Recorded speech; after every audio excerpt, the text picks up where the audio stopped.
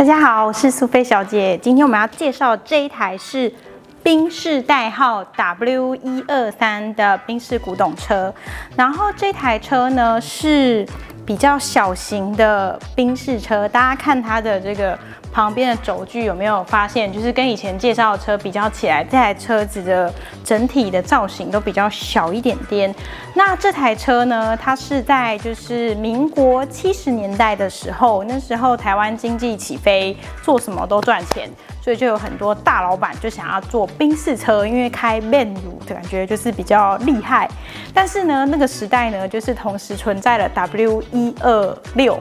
那126呢是大老板型在做的车子，因为后面还有老板座椅啊、老板灯，所以老板呢都买126。那123呢，它比126小一点点，所以呢，大老板买126。那如果我只是主管的话呢，我也想要这种低调奢华的感觉，我就买123，就是不能比老板大，比老板短一点点。然后我们的就是里面等一下整体的介绍，我们也可以感受到就是126跟123的差别在什么地方。然后我们现在要介绍一下这一台，就是我们 W123呢是生产在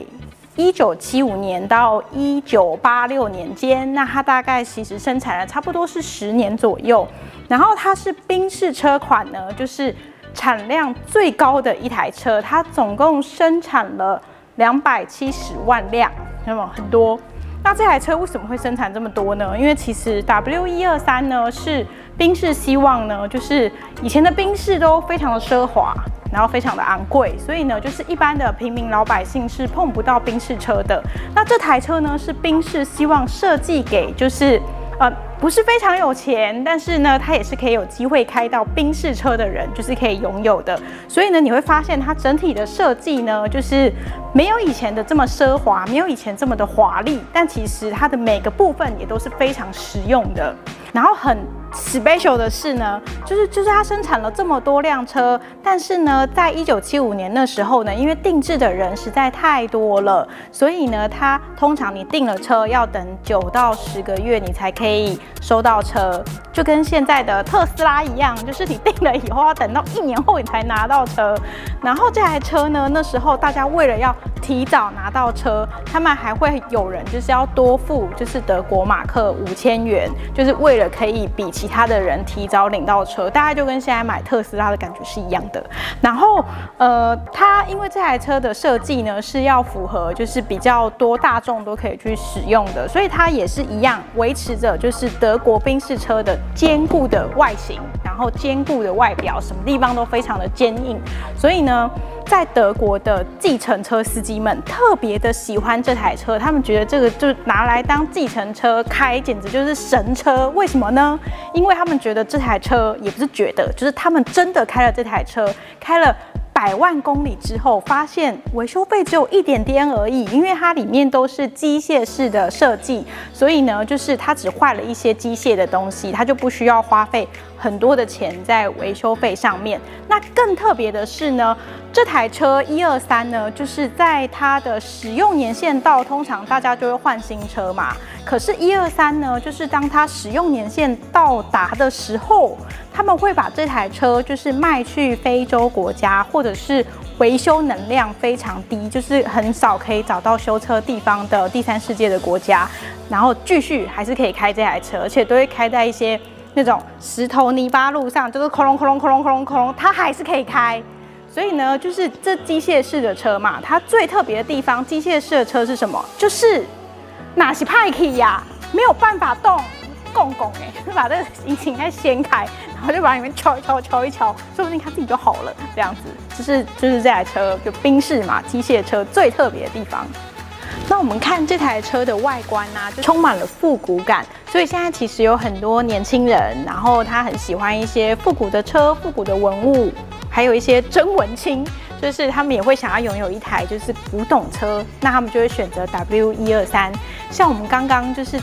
我们在拍摄的时候，就有一个小朋友从后面走过去，他就跟他爸爸妈妈说：“你看，这是以前的车子耶！你看，连小朋友都可以分辨出以前的车子跟现代的车子有什么不一样。”所以它其实是充满，就是各种的外观设计都是充满了复古的感觉。然后我有查了一下，就是网络上那个就是 Lady Gaga， 她也开了一台 W123，然后它的 W123呢是 Baby Blue 的颜色，就是那种比较粉嫩一点的水蓝色，其实蛮特别的。然后在台湾的话，就是9孔也有一部123，但它的123更不一样，怎么不一样？我们看一下，这台车是4门车。那9孔的那台车是双门的车子，双门的通常都比4个门的还要贵。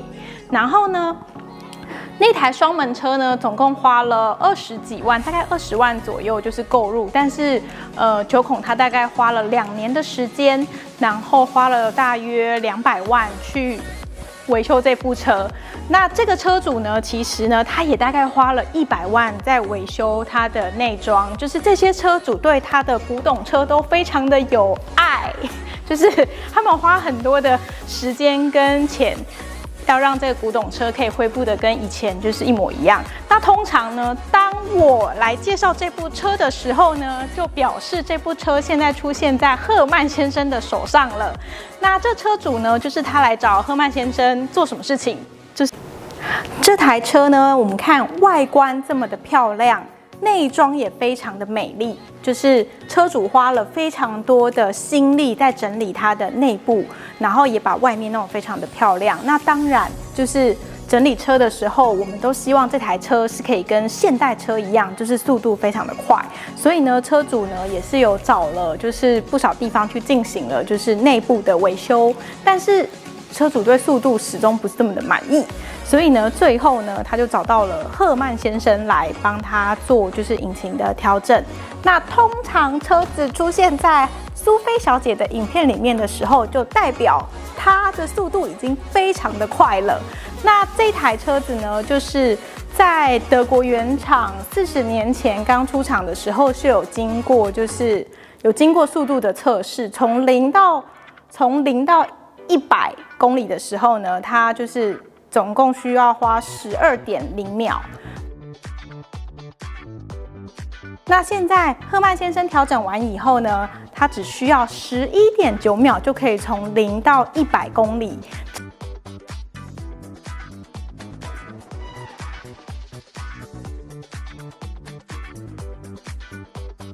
这0.1秒的就是这个时间呢，你看这样调整是多么的厉害，就是居然比40年前原厂出厂的时候速度还要更快。对，那赫曼先生在调整车的时候呢，就是苏菲小姐看他就是跟医生一样，一直听啊，拿各种的仪器啊，一直在做各种的测试，然后出去开又回来，出去开又回来，就是他需要经过非常繁复的手续在做调整，才可以让它比40年前再快0.1秒。你看多么不可思议！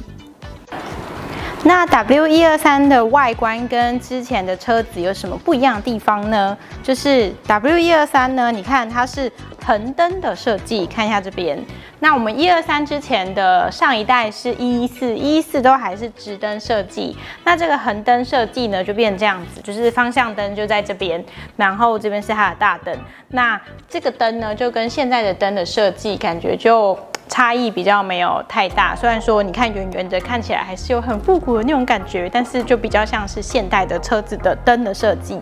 然后呢，这个保杆呢是白铁的保杆，那它是宾士最后一代是白铁保杆设计的车子，你可以看它这边还是一样有很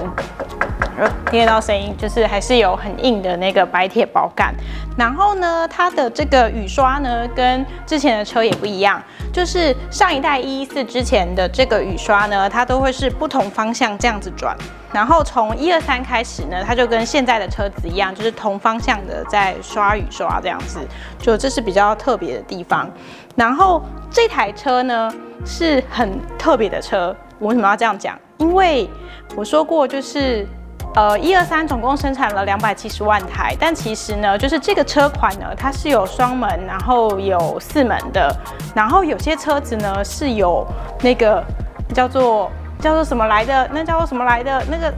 那个天窗，对，就是它是有天窗的。那不是每一台车都有天窗哦，但这台车有天窗，而且这个车主呢，把这个车子保养得非常的好，所以它的天窗是可以正常开关使用的。因为其实有很多车子呢，就是因为已经历经很久的年代了，所以它的天窗可能就是已经没有办法打开，就会卡住。可是这台天窗呢，是可以很顺的把它打开这样子，所以就是这台车的保养。整个保养是非常的好的，就是包含它的这个边框啊、这个颜色啊，然后还有它整个里面的内装啊，就全部都是非常的干净，然后非常的漂亮。然后我们可以再看一下它的这个轮框，你看它轮框有原厂的这个轮框在这边，就你也可以看到有就是宾士的 logo， 然后4个都是就是非常漂亮的那个框，然后它的立标也都在这里，你看都是非常的漂亮。那它跟就是其他的宾士车子不太一样的是，就是我们之前看126啊、114啊，它这个地方的那个就是嘴巴，就是它比较宽、比较高，但这个呢就比较小一点点了。它就比较像现代车嘛，因为它想要做的比较贴近，就是一般的人都可以去开宾士的车子，所以呢它就比较扁一点点，就比较小一点这样子。那 W123 呢，虽然是想要比较贴近就是平民可以购买的价格，但其实它设计还是保留了很多之前古董车的设计，比如说像是这边的圆弧的形状，你看这边有圆弧，这个地方也是有圆弧的形状。然后以前的立灯呢，这边就会比较鼓起来。那因为它现在是横的灯，所以它就稍微平了一点。然后它也保留了很多，就是这边像镀铬的这些设计呀，然后这个后照镜也是镀铬的，然后这些边条都是镀铬的设计。然后它比较special 是这里，就是在123之前，所有的车子呢开的时候都是用旋钮的，就是要用按，它会有咔啦一声。但是从123开始呢，它变成用拉的，就这样。你看它用拉的，就没有那个就是按的那个咔啦一声。然后这台车的这个地方是气要进去的地方，就是我们冷气啊，气从这边进去。然后它的设计呢，就是留了一个跟以前111很像的地方，在这个地方。就是它的废气呢是从这边排出来的，我们可以从这边看，你可以看这边有小缝缝，它就从这边把它的废气给排出来。对，然后123呢也是，就是从123开始，它的加油孔盖就在这个旁边，因为以前的其他的车子呢都是在后面的地方加油，然后它就是从旁边加油，就跟现代的车子比较像。那我们看一下后面的这个灯哦，就是W123是第一台，它的灯呢后面是设计这样子一格一格一格的。那我们126也有看过，它的灯都是这样一格一格的设计。那为什么要这样设计？这样中间有一格一格，这样不是比较容易卡脏东西吗？那其实是因为就是德国会下雪嘛。那下雪的地方，它如果整个灯全部都遮住了的话，你就看不到灯的亮。所以呢，就是雪会卡在这个缝缝，然后你还是可以看到它亮亮的。那在更之前呢，不是这种设计的款式呢，都是圆的灯。那圆头的灯它就不会卡雪在里面，所以设计成横灯以后呢，它也是会做一些安全性的设计这样。然后我刚刚有说，在 W123之后的车子就变成拉的，没有按钮的。但是其实呢，就是宾士还是留了一颗按钮给他，因为就是这个声音很重要，要锵一声。所以你看这边还留了一颗按钮在这边，就是它的后车厢还是可以用按的。好，给它一点点声音啊，但锵好。然后我们看一下这个地方，看这，看，我们可以看到这个后面这里。就是呢，宾士的车呢，因为德国车嘛，所以呢，它为了安全，然后你可能在郊外会受伤，所以它后面都有设置了一个就是放急救箱的地方。那123呢比较特别的是，它只有一边放急救箱，其他车都有2边。我一直都认定另外一边是放枪的，一边是放急救箱的，所以是1975年之后，世界变得比较安全了，就我们就不用放枪了的意思吗？反正它就剩一个急救箱在这边，然后这个急救箱的颜色我有研究哦，就是在那个123之前的都是绿色的，那我不知道这是什么颜色，所以我打开看看这个急救箱是长得什么样子。就。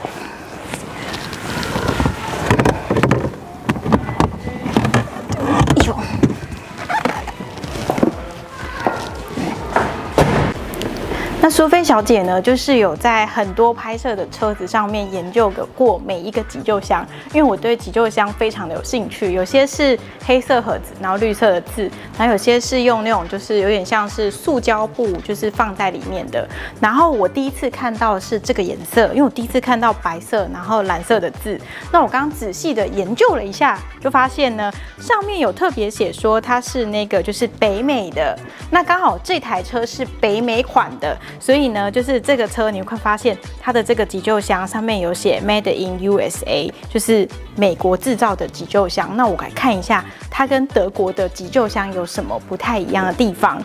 盒子差不多啦，刚刚好也可以放进那个地方。然后它这边有写了一下，就是它里面有哪些东西。对，然后就是还有一本就是急救的说明书，教你就是要怎么样急救。这还蛮贴心的，它有写说明书，因为那个德国款的没有说明书。然后这个是纱布，然后这也是就是有历史年代的纱布，黄的绷带。绷带。然后这个也是纱布，这个没有开过，我看也是白的。然后有一些酒精棉片，然后这个是碎碎的，不知道什么东西。然后这个也是酒精棉片吧。然后这边有一支就是割伤烧伤的药膏，德国款的没有药膏哦，德国款就是有一堆纱布，因为它就是要让你止血用这样子。这个吗？就是这样，噔噔，这应该现在不能用了吧？然后还有什么？看一下，还有这是大的 OK 泵，然后它这边又放了一张，就是里面有什么东西，然后这也是纱布这样子。对，那我觉得这德国跟美国款的差异在什么地方？就德国款的纱布超级多，就是各种纱布啊，从小号到大号的都有，然后它排列的非常的整齐，所以德国款的急救箱呢，感觉每次拆开都很难放回去。这个北美款的急救箱我蛮喜欢的，因为它就是现在看看就可以把它收回原样了。你看，噔噔，收好了。对，所以你看这个很特别，是白色的急救箱。好，我要让它回去了。那我们现在要来介绍一下 W123的内装。那我们刚刚有说126跟123是非常像的，但是126是讨给的亏耶，所以呢123呢就是要这么少一点点东西。比如说，我们来看一下这个内装，就是你看这个呢是它一样是我们都有那个挡光的，但是呢123呢这边就没有老板灯。126这边有不是老板灯，它叫做化妆灯，就是一打开的时候呢，你的脸就是会比没有化妆前还来得漂亮，就是美肌的功能，会有黄色的灯。然后这个就没有那个灯的功能。然后呢，比较特别的是呢，我们可以看一下，就是这个地方。就是一般的123呢是这边手动的那个自排，那它这个呢是在这个上面的这边杆的那个自排。然后呢，这台车呢有就是古董方向盘，就是非常的典雅。然后有古董方向盘，真的就是感觉它的价值整个就提升了，就觉得哇厉害。然后我们看一下这个地方，就是这个是那个就是灯可以调上调下，就是灯上下。然后这个呢是礼貌喇叭，就是如果我们经过医院啊或者学校啊，我们就是用比较小声的就叭叭。然后如果是其他地方，我们就可以比较大声一点，人家也听得到。然后这个是那个加热储物后窗。然后这个是就是上面的这个天窗，而且这个天窗很厉害，这台车的天窗开的速度非常快，就就速度非常的快，因为比较旧型的车子它不是自动的，它可能是手摇式的窗子。那这台车呢，就是包含它的那个4个窗户，全部就都是自动的，全部都是自动开关的。那我们看一下这边的冷气呢，在1975年的时候呢，冷气已经是标配了，就是以前冷气还是选配，1975年开始是已经有温室效应了吗？所以冷气变成标配。所以你看我们这边冷气它是自动恒温，然后有冷气跟暖气，然后它这边可以调风量大小。然后下面这边呢是收音机，那它以前应该是一台古董收音机，因为以前的收音机是那种卡带式的，然后是旋钮的。如果它可以变成古董的收音机的话，感觉就是整体会变得更加的典雅。然后这个地方就是比较现在按钮都稍微少一点，就是我们的开左边右边的窗户，然后还有我们的那个就是警示灯，就是在这个地方。那它都非常的简单，因为北美款的通常这个地方呢都是放东西的，不会有那个就是开锁的那种打开的东西这样子。然后我要讲一个比较 special 的地方，就是这个门这里。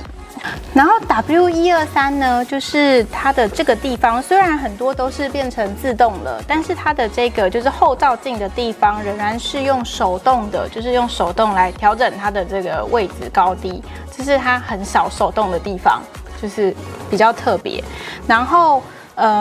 它的这个就是把手呢，其实也是比较小的开把手的。那比较特别的是什么？是123跟126的差别是什么呢？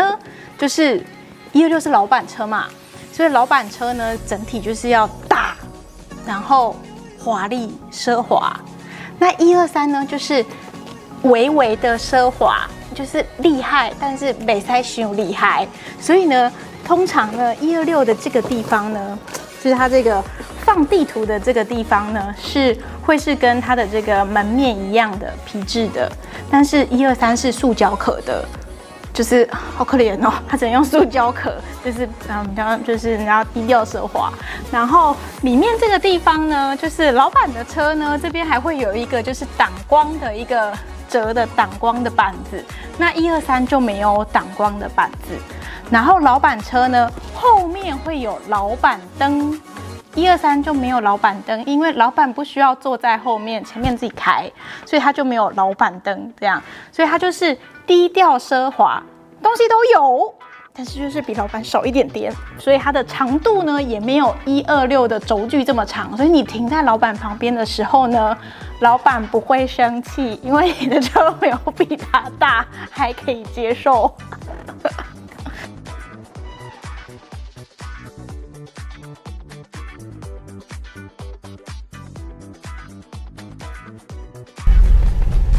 打到 L， 对，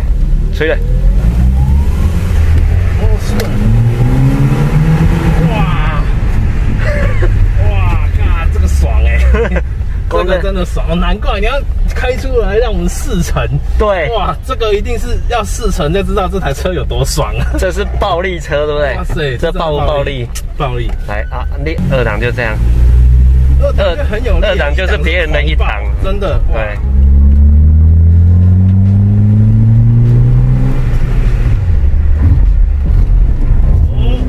感觉到了，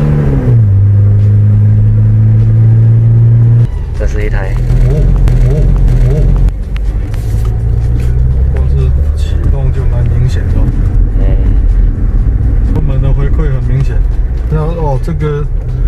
油门的回馈很明显，这个启动的这个力量不错，对，蛮明显的感觉，落差蛮大的。因为你的比较丑，不是比较丑，这一台比较快。对啊，像刚才这个大过弯就有体会到了，油门稍微加一下，它就有点 over 过去了。光是这样，不错。不要撞到那个特斯拉哦。我们还有钱要还银行呢。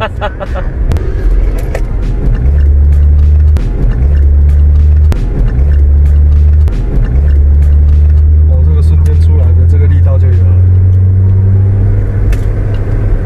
我看它的里程已经28万多了，28万多，又这把年纪的车子，像今天这样油门，还有这样，这个不错啊。这个高速公路上110、120应该是很轻松的一件事情。对。不过我以前开的，我记得也是2300，我就是，其实车子只要没有认真给它调，就好像你毛笔字没有认真给它写它就能写字跟写好字是不一样，那是两码子事。对啊，车子能动跟跑的像这样子也是